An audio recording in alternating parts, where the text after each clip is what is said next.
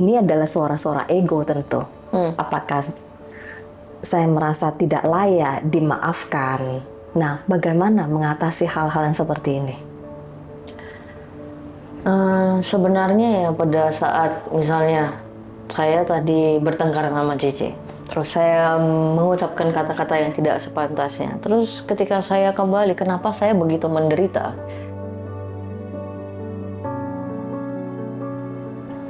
Hantu sesal.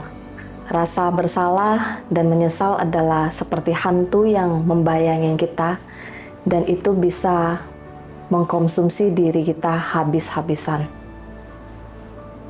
Di episode kali ini, saya akan membahasnya bersama Tata. Hai, Tata. Kita tidak cerita tentang hantu yang mengerikan. Karena biarlah mereka yang membahas hantu-hantu yang di luar. Rasa bersalah dan rasa menyesal itu adalah perasaan yang sangat menurut saya deep low inside di dalam batin kita itu, dan terbenam di dalam. Kadang tidak muncul pada saat di keseharian kita, tapi entah bagaimana itu kemudian membuat satu perasaan yang menyesakkan. Kayak kita membawa sebuah beban yang sangat besar. Dan itu kemudian perlahan-perlahan dia akan mengkonsumsi kita, dalam artian membuat kita feeling low, sangat-sangat low gitu. Nah, bagaimana sih mengatasi, melepaskan rasa bersalah dan menyesal ini? Rasa bersalah itu biasanya ada dua jenis. Rasa bersalah di mana kita melakukan sesuatu yang tidak baik, atau rasa bersalah di mana kita belum melakukan sesuatu yang baik. Jadi ada dua. Ya, misalnya ketika seseorang itu pergi dari kehidupan kita, kita merasa bersalah karena kita belum melakukan atau memberikan yang terbaik dari diri kita ke orang itu. Atau versi lain adalah ketika seseorang meninggalkan kehidupan kita, kita merasa bersalah karena kita telah melakukan sesuatu yang tidak baik ke orang tersebut. Nah, ini ada dua versi. Nah, sebenarnya cara untuk mengatasinya itu mirip. Nah, misalnya ada satu cara yang lumayan gampang, di mana kita bayangkan orang tersebut, ya kita bicara dengan orang tersebut di dalam batin, seolah-olah orang itu masih ada. Ya, kita bisa berbicara, mengatakan apa yang kita mau katakan. Terkadang ya karena ego, gengsi, jadi terkadang mungkin mereka adalah orang yang sangat kita sayangi, tapi kita jarang atau tidak pernah mengungkapkan itu. Malah terkadang kita berkata-kata kasar atau ya mungkin tidak begitu perhatian mungkin dan sebagainya. Dan ketika orang itu pergi, mungkin meninggalkan kita atau sudah tidak mau ngomong lagi sama kita, itu jadi membuat kita merasa sangat tertekan gitu, sangat tidak nyaman. Nah, caranya adalah kita kembali ke memori yang buat kita menderita itu, dimana pasti ada memori tertentu yang masih ada di dalam batin kita. Nah, memori-memori itu kita balik ke sana, kita flashback lagi, kita ngomong ke dia gitu, apa yang kita mau omongkan.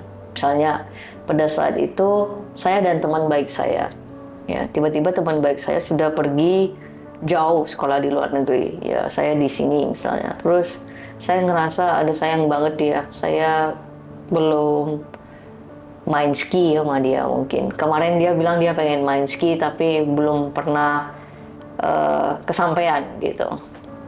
Jadi gimana? Ya kalau dia di luar negeri kan gampang ya, tunggu sampai dia pulang kita pergi ski gitu. Ya kalau misalnya kita sudah tidak omongan, nah ini yang jadi problem.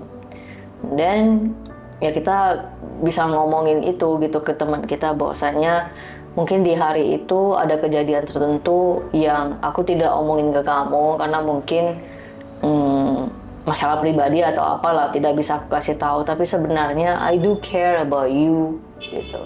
sebenarnya apa yang kamu bilang itu saya masih tetap ada pikirin, saya mau tepatin itu, tapi karena hari itu ada problem seperti itu saya tidak tahu, jadi makanya ya kita komunikasinya juga tidak baik pada saat itu.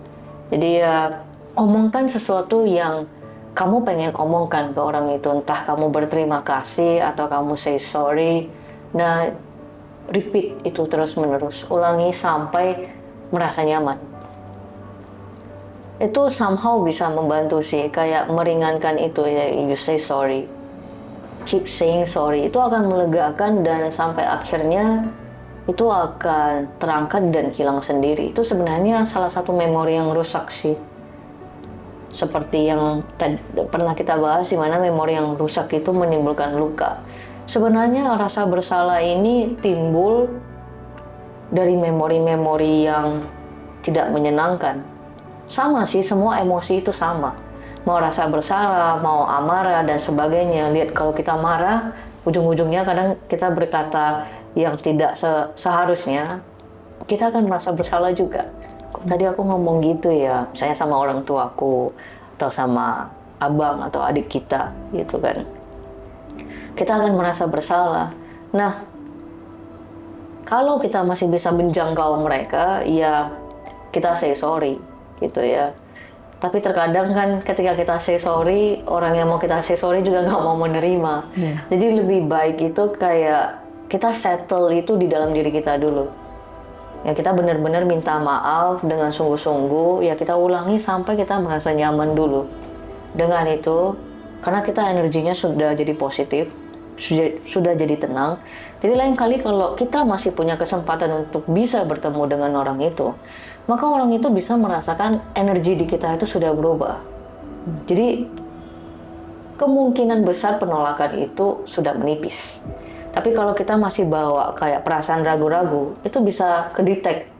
Energi kita bisa kedetek sama orang lain. Kayak kamu ragu-ragu, kayak kamu itu gimana. Dia mungkin nggak tahu precisely kamu mikir apa, tapi dia kedetek sesuatu yang lain dari kamu. Nah, penolakan itu sudah ada di situ. Daripada itu ribet kayak gitu, kita settle-nya di diri kita dulu. Kita ngomongin ke diri kita, apapun yang buat kita ngerasa bersalah itu, kita balik ke waktu itu, balik ke memory itu, say something to that person, gitu. Kalau dia masih ada di dunia, itu lebih gampang. Kalau sudah tidak ada di dunia ini, ya itu hanya bisa melalui batin kan, gitu. Jadi di dalam imajinasi kita, di dalam batin itu kita omongin. Ini terlihat sepele, tapi sebenarnya sangat menyembuhkan. Karena kita seolah-olah balik lagi ke tempat itu di mana kita berbicara itu, dan ini sangat membantu.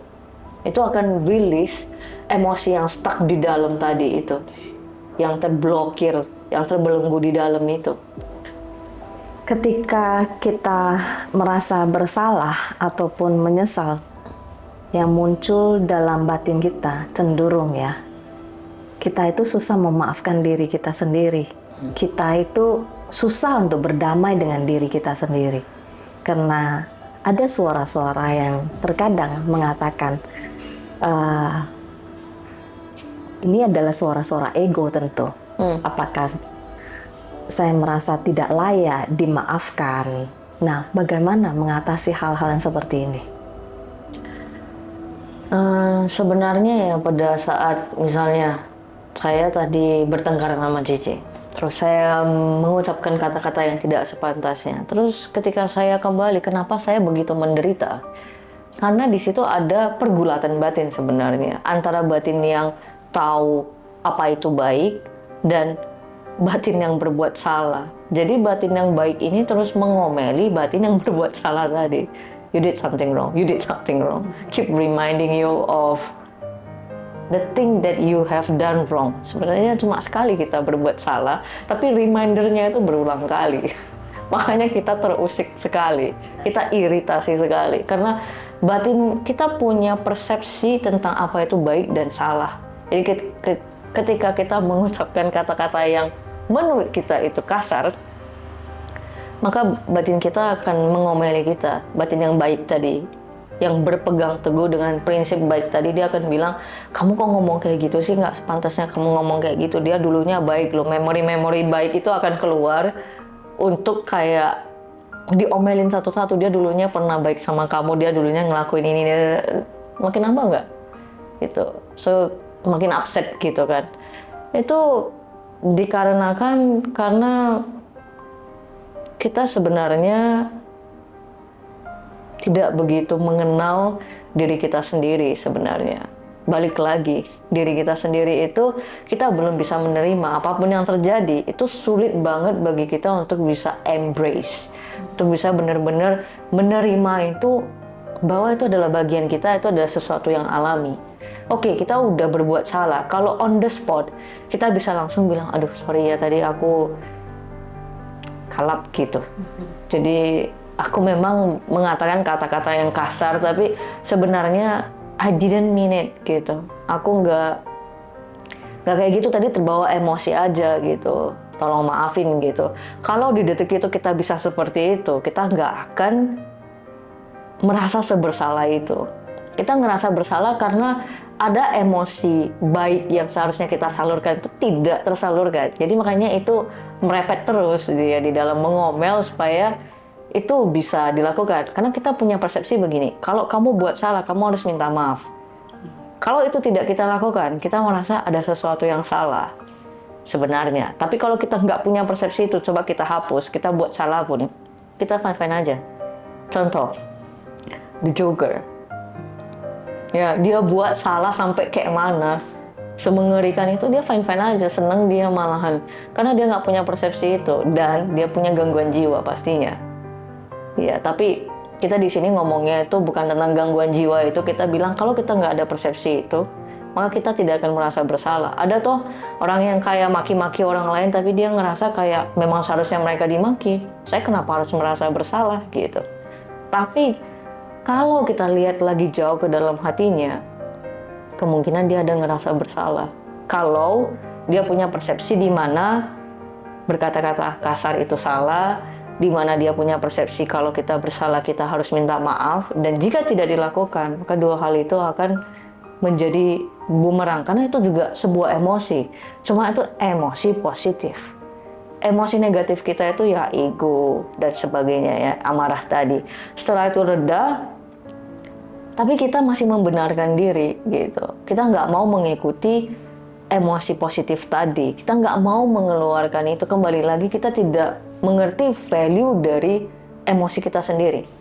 Kita punya emosi itu tapi kita nggak bisa kelola karena kita nggak kenal mereka. Bagaimana kita bisa kayak mengeluarkan sesuatu yang kita rasa kita tidak punya. Kita tidak punya keberanian itu. Karena kenapa? Takut ditolak orang. Takut makin dimarahin kan. Sekarang lu sadar kan lu salah gitu lah. Jadi kayak defensif lagi nggak sih? Loh, gue udah minta maaf kok lu kayak gitu. Nah jadinya kita makin marah, ngerasa bersalah lagi. Tahu tadi saya nggak mau ngomong kayak gitu. Nah gimana? Nah intinya we have to be brave. Brave bukan arti dalam memaksakan diri ya. I have to say sorry gitu. Itu susah banget.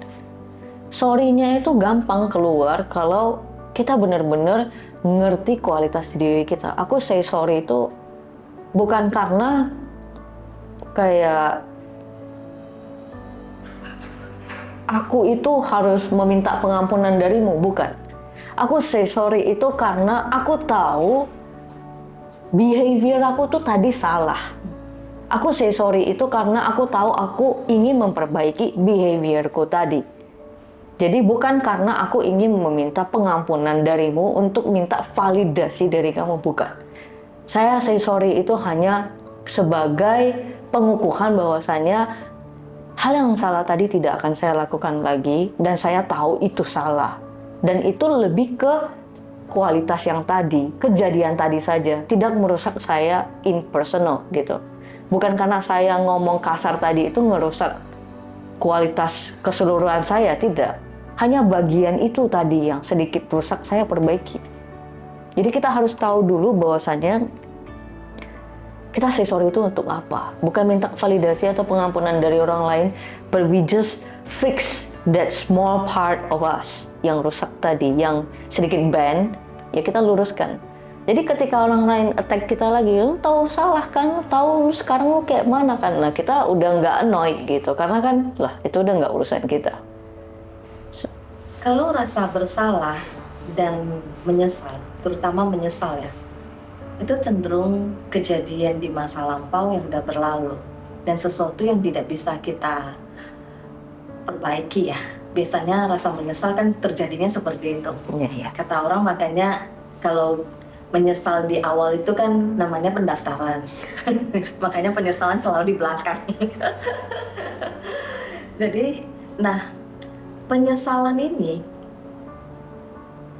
dia bisa bermanifestasi kemudian menjadi satu grief yang sangat dalam gitu loh. Rasa duka yang sangat dalam. Apakah ini bukan hanya sebatas kita kehilangan orang yang kita sayangin, tapi dalam banyak hal gitu. Ketika penyesalan itu tentang sesuatu yang tidak bisa kita rubah dan tidak bisa lagi kita apa-apain di masa itu. Dan kita merasa bahwasannya, kenapa aku tidak melakukannya? Kenapa aku tidak begini? Dan muncullah kemudian, what if? Hal yang seperti itu kemudian kita terjadi argumentasi kan dalam diri kita. Sebagian dalam diri kita itu kita pengen move on, but sepertinya ada sesuatu juga dalam diri kita yang terus menarik gitu loh. Kamu nggak bisa keluar gitu. Nah, keluar dari rasa ini, menyesal yang seperti itu, gimana? Saya kasih contoh ya, kalau bukan itu di kayak makhluk hidup, misalnya kayak saya berinvestasi 1 M di sini dengan uang si A gitu, terus gagal ini investasi, saya ngerasa bersalah dengan si A dan juga menghujat diri sendiri misalnya. Nah itu udah nggak bisa diituin karena udah hilang kan memang. Benar. Nah jadi ketika kita memikirkan what if ya, kalau kemarin itu tidak saya hantam di saham ini, mungkin saya buka toko atau apa, mungkin ini akan berkembang dan mungkin saya bisa balikin dan mungkin saya bisa berkembang dan segalanya. Tapi kenapa kita nggak pernah mikirin what if kalau usaha yang saya tanam itu 1 M itu juga nggak bisa jalan, gimana? Gitu. Jadi sebenarnya permainannya hanya di sudut pandang kita saja. Karena sebenarnya ya semua emosi itu saling berkaitan dan semua emosi itu sebenarnya mereka saling fit each other. Gimana dibilang? Emosi kita itu kelihatan kayak individual, tapi sebenarnya mereka itu berkaitan dan saling menutrisi satu sama lain. Mereka kayak memberi makan satu sama lain. Kayak ketika setelah kita marah kita ngerasa bersalah. Kayak ketika kita ngerasa bersalah kita akan nangis, sedih. Nanti balik lagi kita bisa marah lagi. Kenapa saya begini? Nanti kita sedih lagi, nangis lagi, nanti marah lagi. Sebenarnya mereka semua berkaitan. Satu sama lain, mereka punya invisible connection yang kita tidak tahu. Makanya kita harus ngelihat jauh ke dalam diri kita, menganalisa dengan baik emosi-emosi tadi. Setelah kita tahu mereka, apa koneksi mereka, itu kita akan sangat gampang keluar dari berbagai jenis emosi yang membuat kita menderita, yang membuat kita kayak terpuruk sampai tidak bisa berdiri. Kayak kalau di ring tinju itu kita udah KO sebenarnya, dipukul-pukul sampai kita udah terbaring flat gitu. Nah sebenarnya kalau kita ngerti mereka, kita bisa fight back gitu. Tapi bukan dengan cara brutal ya, dengan cara karena kita terlalu memahami mereka sehingga mereka nggak bisa mukulin kita, atau pukulannya itu udah kerasa kayak gigitan serangga kecil. Sudah nggak kayak kejepit pintu atau kena tinju langsung KO gitu. Kita bisa langsung KO karena kita nggak ngerti. Misalnya, kipas angin itu berguna ketika berjarak dengan kita dan kita tahu cara kontrolnya. Di mana kita masukin tangan kita ke dalam itu patah. Itu bisa melukai kita, bahkan bisa menghabisi nyawa kita kalau kita taruh kepala kita di sana. Sesuatu yang seberguna itu bisa mematikan juga, sama dengan emosi kita. Kalau kita tidak tahu cara mengontrolnya, kita tidak ada panduannya, ini persentase dari emosi ini hanya boleh berapa yang sehat, yang ini berapa yang sehat gitu. Kalau kita tidak tahu porsinya untuk kita, ya karena tiap orang beda. Untuk kita sendiri kita tidak tahu porsinya, itu akan mematikan. Anda akan lie flat di ring tinju tadi, ya sama kayak kita masukin tangan ke itu, kayak mobil lah. Kita naikin mobil itu, kalau kita nyetir dengan baik, itu akan baik. Banyak bermanfaat. Tapi kalau kayak kita tidak tahu cara mengendalikannya, kita ketakutan di dalam, kita nabrak orang dan sebagainya, itu harmful. Mematikan juga kan. Sama, segala sesuatu yang ada di dunia ini, di luar, di dalam, sebenarnya sama. Kalau kita ngerti ini itu dari dalam, dari diri kita sendiri, dari emosi-emosi itu, prinsipnya semua sama. Jadi kalau kita mau bangkit dari sana, hanya diri kita yang sebenarnya bisa bantu kita. Kita harus ngertiin dulu emosi yang kita punyai, koneksi mereka, cara kerja mereka. Dengan begitu, kita bisa dengan gampangnya keluar dari itu. Kita nggak akan terjerat lagi, kita nggak akan mereka penjarain sesuka mereka. Nantinya kita akan berdiri di samping ring, ngeliat doang, oh, lu mau mukul ke sini, gue udah di sini, gitu, nggak kena. Seperti itu. Itu berarti kita harus senantiasa melihat ke dalam diri sendiri, Iya. kemudian introspeksi juga ya. Iya. Bahwasannya rasa menyesal, rasa bersalah, itu sebenarnya kadang sebuah cara untuk melindungi diri kita sendiri. Macam mana? Sweeten your mind.